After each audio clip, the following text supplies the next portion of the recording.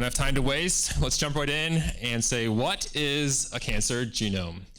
The first surprise of the night is that a cancer genome is actually two genomes. So if we have a cancer patient pictured here, we will actually acquire two sequences of their DNA. So the first actually comes from the cancer sample. So during surgery, a tumor might be surgically removed and then analyzed, perhaps frozen and sequenced later. But we also need to collect some healthy DNA, perhaps coming from healthy skin cells or blood cells. And that's because one of the main causes of cancer are changes to the DNA. So what we'd like to get out of a cancer genome is the sequence, all the A's, C's, G's, and T's in order from the healthy blood or skin cells, and compare those to the DNA sequence in the cancer cells. What we'll see is that in some places, the cancer DNA is different. So we have this red A in the healthy cells. In that position, we have a T. It's mutated. It's changed into an A. This is one difference between the healthy and normal. It's possibly related to whatever caused the cancer in this patient. So what we've had happening over the past decade or so is these cancer genome sequencing projects where they can identify this mutation in this location in this patient. We see other mutations in that patient, and we build up large repositories, atlases of cancer genomes that tell us for many hundreds or thousands of patients what are the differences between the healthy cells and the cancer cells. We might also be able to collect some other information, measure levels of other things inside the healthy cells, and compare those to the cancer cells. Now we have our big cancer data. What are we going to do with it? We don't want to just hoard the data and swim in it like the Uncle Scrooge of big data. We want to learn from it, do something useful with our big data. We want to have artificial intelligence, machine learning advances that can teach us something, maybe change therapies. That might be what you're picturing. I prefer to think of a robotic doctor that's maybe not so malicious, has better bedside manner. And the goal of this machine learning system is going to be to look at our cancer data and try to extract patterns and rules. So we're looking at all the measurements of the cancer DNA, the differences between the cancer cells and the healthy cells, and comparing them to some outcomes. Maybe we have the second and third patient here.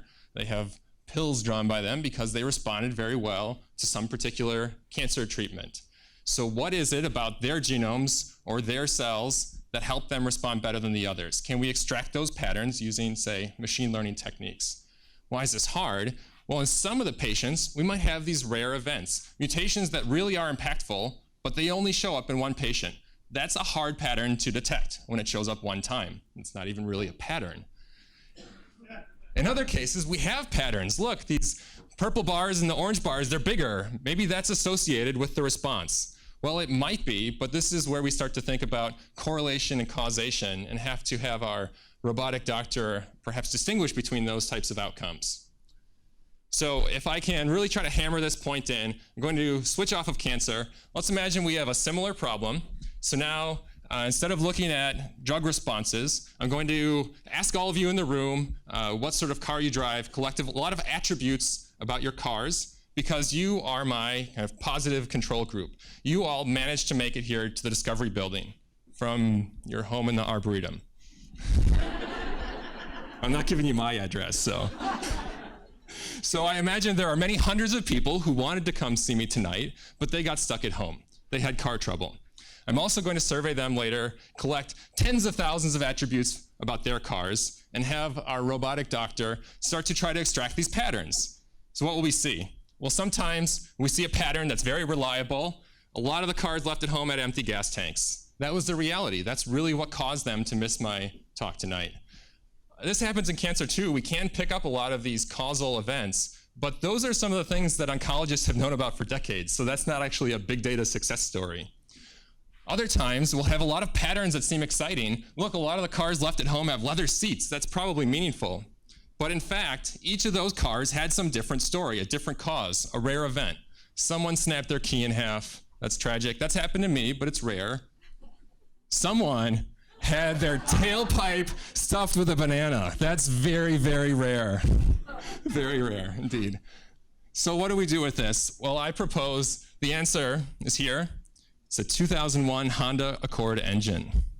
Not literally an engine, but what it represents. If we have a schematic, if we understand how these parts work together, then we can start to reason about rare events. So perhaps the empty gas tank has something to do with the rare leak in a fuel line, for instance. And this is what we do in cancer genomics.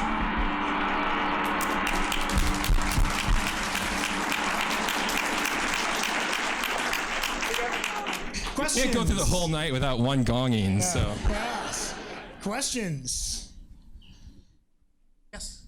Is this approach to decoding cancer mutations any less ambitious than decoding the entire genome? So if we're talking about the decoding of cancer genomes versus the human genome, so one thing is that we have to actually measure it. We have to read out the ACs, Gs, and Ts. That's actually much easier now than it was, say, at the time of the Human Genome Project. And actually, it's a lot cheaper now, which is the reason why we have these ambitious projects trying to sequence 10,000 or tens of thousands of cancer genomes. That's gotten easier. Sometimes we might actually cheat and not sequence the whole genome. Maybe just look at the 2% of the genome that codes for proteins, because proteins are what help our cells function.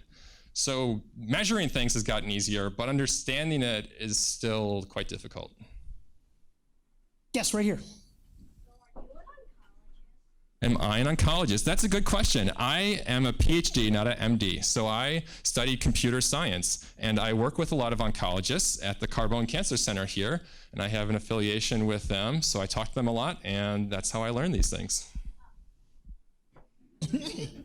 Yes, right here. What are your concerns with biased data as you're getting short reads, like 100 length, instead of getting like chromosomal position? So what are the concerns with biased data? I'm going to ignore your question first, because the 6-minute version of this talk was about a different kind of bias. On the first slide, my cancer data, my big data set, was all white males. That's a different sort of bias and a different problem. I really hope Pilar can talk about that. Then we have kind of the technical biases. We're doing genome sequencing. Maybe it's cheapest to look at 100 or 150 nucleotides in a row. And that actually misses a lot of information, because sometimes in cancer we have maybe 1,000 or 1,000,000 consecutive nucleotides that are essentially picked up from where they should be in the chromosome and translocated somewhere else, maybe even a different chromosome. And that can break a lot of things in a cell and can cause cancer itself. So I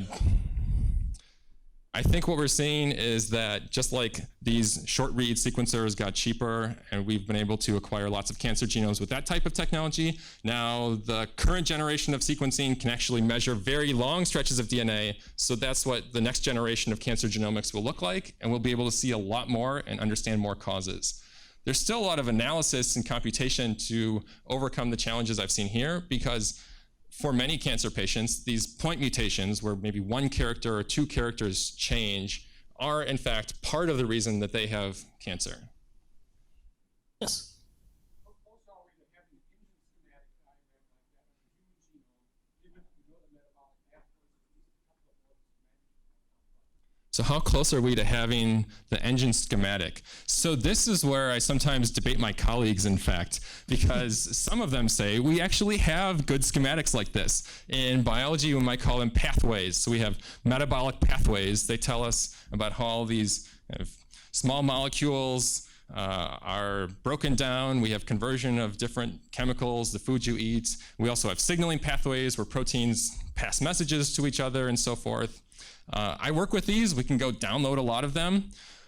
But going back to my analogy, in my view, the pathways might represent the Honda Accord engine, but in an individual patient, especially a diseased patient with disease cells, we might need maybe a Ford F-150 schematic. So some of the parts are the same, but there's a lot of important differences. So part of what my research group works on the third floor up here is trying to customize these schematics, learn customized pathways that might better represent what's really going on inside a particular person.